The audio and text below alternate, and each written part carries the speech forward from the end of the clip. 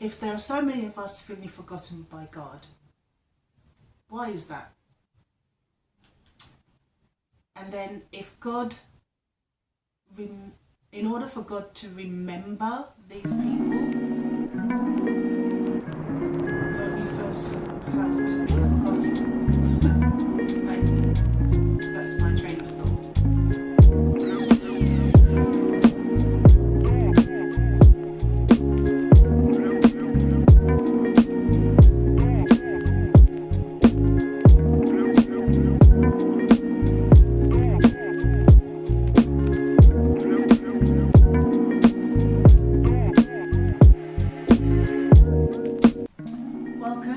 Welcome back to the channel. For those who don't know me, I'm Money, and this is Conversations in the Chair, a space where I share different topics about things I'm going through, things I've gone through, things I've grown through, all in the hopes of inspiring you. Today, let's have a conversation about attachment styles and our relationship with God.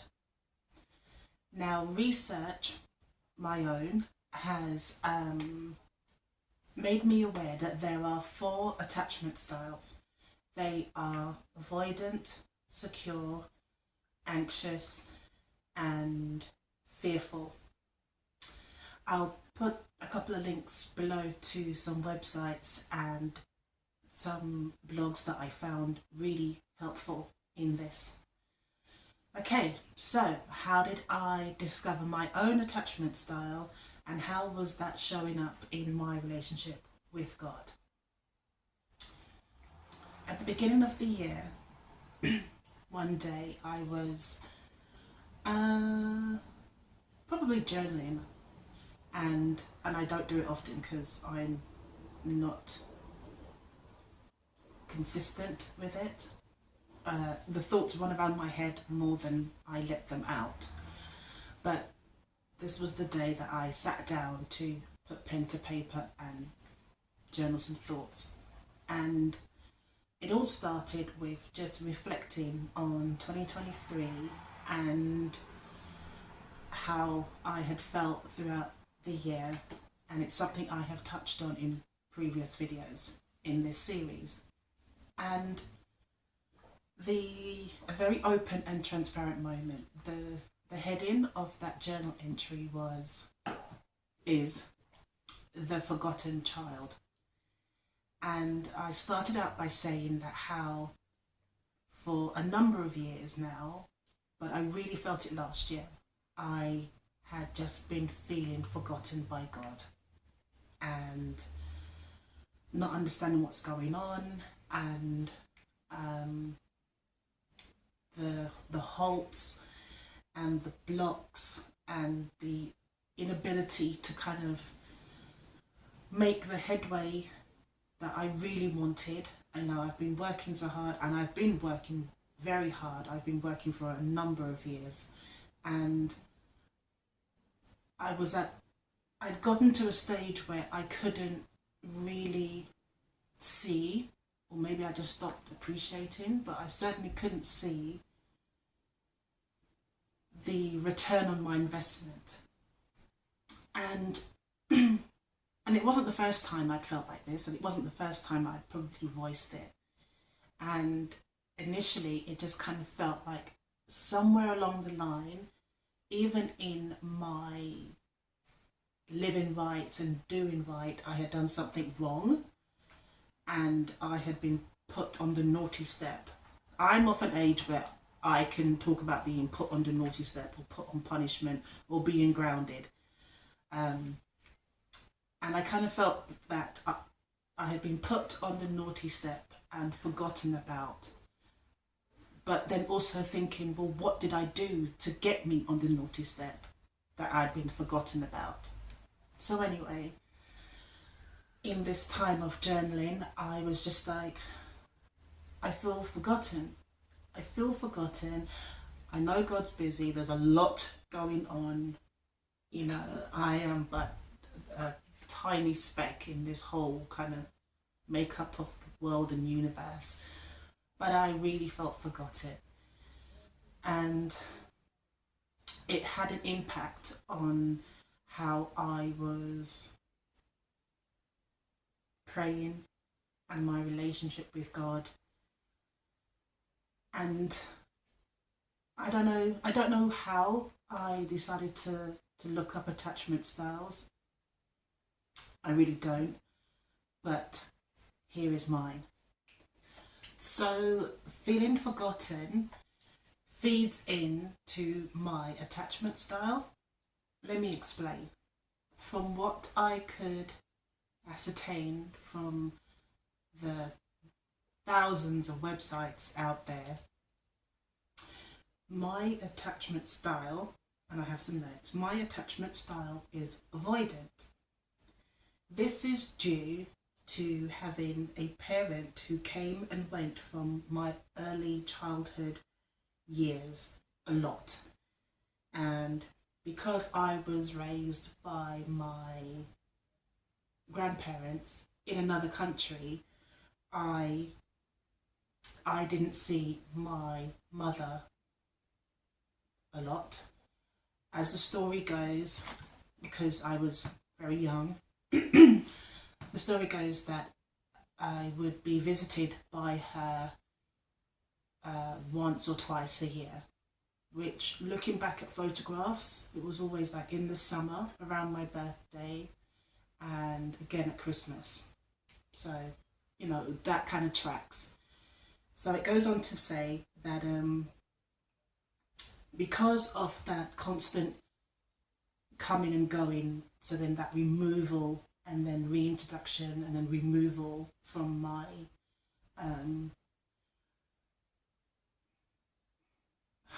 interaction,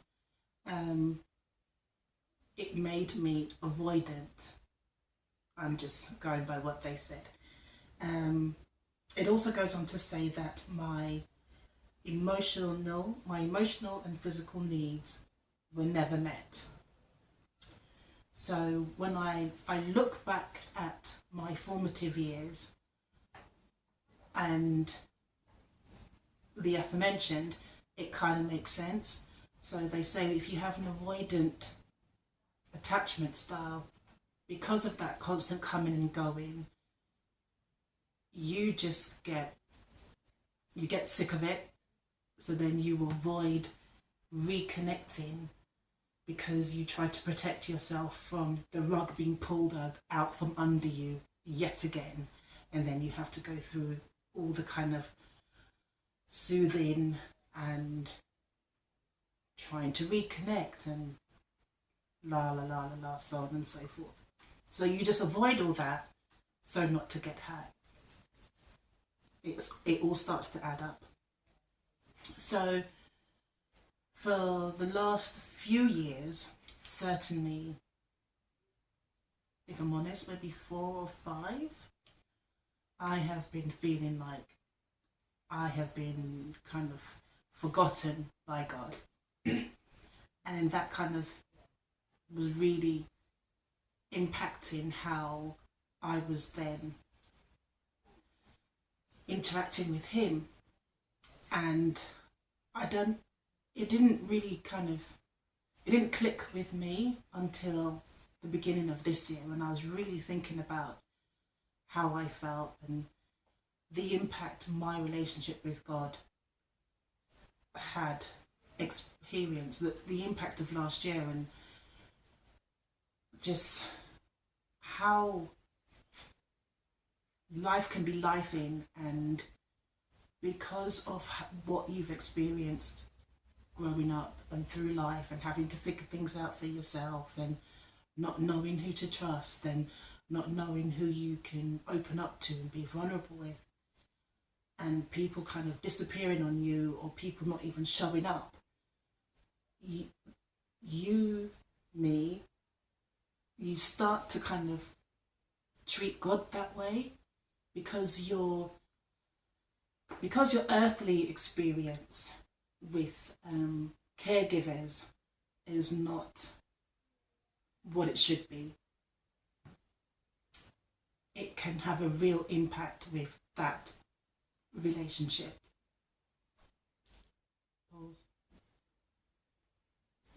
I'm fully aware and mindful and respectful and sensitive to how triggering this subject can be for everyone.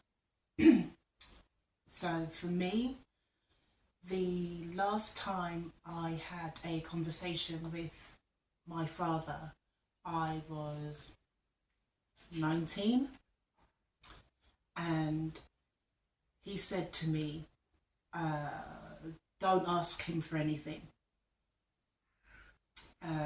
With force, with tone, with energy, don't ask him for anything. So when you couple that with my formative years spent away from my immediate caregiver, i.e. my mother, to then return to this country. I was born here, by the by. To return to this country at a young age of 5 and a bit.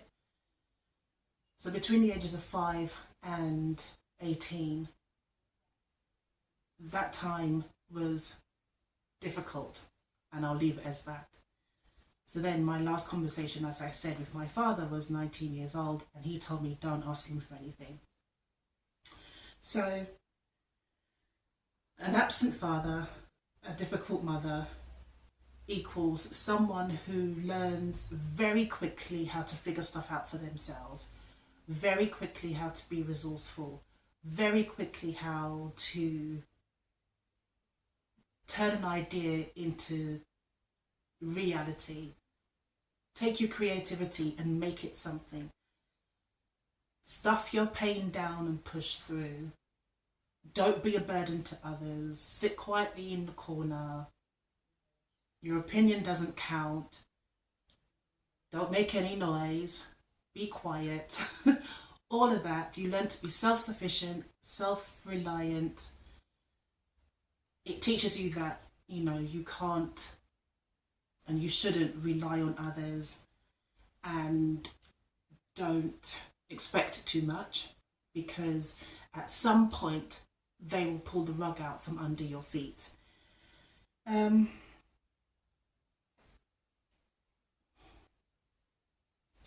knew this conversation was going to be difficult. So when I take all of that into account, and then I put that next to a God that for so long has felt so far away, who has felt, it's felt like he had me on mute, or anytime I would send any kind of communication, his out of office was always on for me, and all my prayers weren't going through. All of it, I just felt really forgotten. So that is how my attachment style feeds into my relationship with God. I then started to feel that, you know what, if you're not going to, I know that you're real. There wasn't any question about whether I believe in God or not. This is not what we're talking about. I know God is real. But I felt like if you're not hearing me, if you're not listening, if your out of office is on where I am concerned, I'm going to stop talking. I'm going to stop trying communicating. I'm going to stop trying to reach out, because it's not worth it. I can't feel abandoned by you as well. I can't feel ignored by you as well in my time of need, in my time of looking for somewhere comfortable to lay my head, sometimes just a hug. If your out of office is on where I'm concerned, I'm just going to stop emailing you. I'm going to stop calling your telephone line.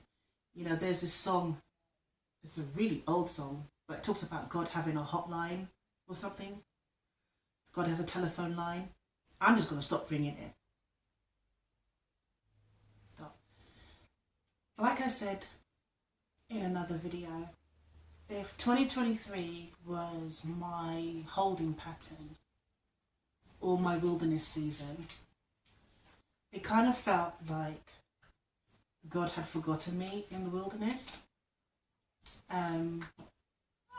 So you know when you go about your day and you have something in your hand and you put it down, and then later on that day you're like, where's the pen I had? Or a notebook. You're like, oh, I've forgotten my notebook somewhere, like where is it? I felt like an object that God had put down somewhere and completely forgotten about me. And I had to have a conversation with God about that. That, you know, this is how I feel. I know you're real, but this is how I feel, and this is how I have been feeling. And then at the start of the year, where, you know, the latter part of the previous year, honest moment, I had stopped praying. I had stopped reading my Bible. I kept hearing this kind of prompt to pray every day, and every night. It would be like, pray. And I'd be like, no. And again, this little voice would be like, pray. And I'd be like, nope, not doing that. What's the point? He's not hearing me. His out of office is on. I'm on mute. What is the point? Not doing that. We've been here. And it went on and it went on for days. It was like, pray, pray, pray. And I was just like, till one day, or one night even, I heard it and I had to acknowledge it. And I said, I hear you knocking, because the Bible talks about he stands at the door knocking, because he's a gentleman, the Holy Spirit. I hear you prompting me to pray. I'm acknowledging that I've heard you, but it's hard to pray because it feels like you're not speaking to me and I don't know what I did. And I left it as that. And a couple of days later, I found myself just having a conversation with God. I didn't want to say I was praying, or I don't want to say I was actively praying. I was just having a conversation with God about things. And this is one of the things that came up. And I remember saying that I'm aware of this. Is it an issue? I'm aware of this attachment style. And this is how it's now showing up in my relationship with you. You've been talking to me, or your representative, the Holy Spirit, has been talking to me and encouraging me to pray. But this is the reason why I'm hesitant too. Because I feel and I've felt for the last few years, and I'm not going to cry, you have forgotten me and I don't know what I did. So, pause camera. I'm back. Moving on, at the end of, sort of mid to end Jan, I made a decision. I made a couple of decisions actually,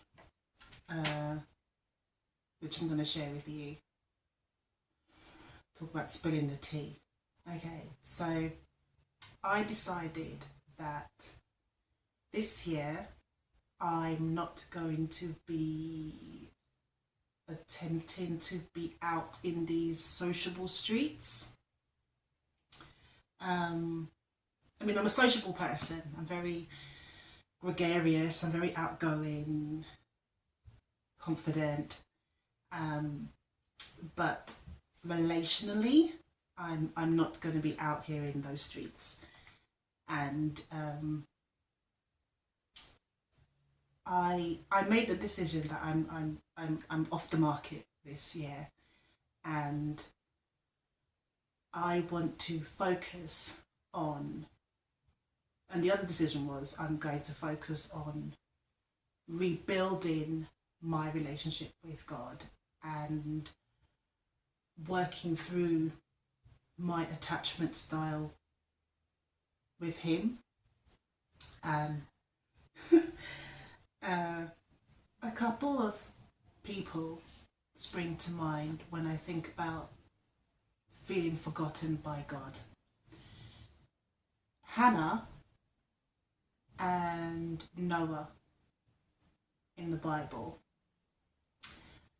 Hannah was remembered by God, and then she became pregnant and gave birth to Samuel. Noah, after the flood, was then remembered by God. And it got me thinking, if Hannah and Noah were both remembered by God, and I know that I am not the only one that has felt forgotten by God. If there are so many of us feeling forgotten by God, why is that? And then if God, in order for God to remember these people, don't you first have to be forgotten? Like, that's my train of thought. If God remembered Hannah and Noah, does that mean He forgot them? It's worth pondering. Let's have a conversation in the comments section about attachment styles. Do you know what yours is? Do you know if it's been, or have you seen it show up in your life already? Have you noticed it showing up in your relationship with God? And how are you fixing it? How are you working on it? I know there have been a couple of topics that we touched on ever so gently in today's video that have been sensitive and triggering. We had a moment, but we're okay, we keep it moving. But it's all part of the healing process, right? Thank you so much for watching today. I hope it's been beneficial. I hope it's been informative. I hope that my openness and transparency is encouraging and inspiring, and it helps you to have a conversation and with others about this and other things. See you again in the next one. Don't forget to like, comment and subscribe, and all the love.